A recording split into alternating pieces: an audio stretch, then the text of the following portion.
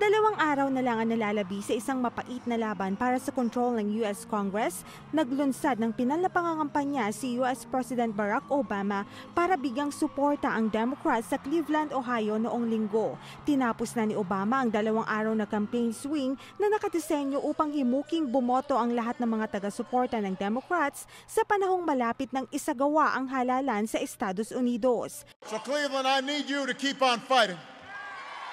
I need you to keep on believing. I need you to knock on some doors. I need you to talk to your neighbors.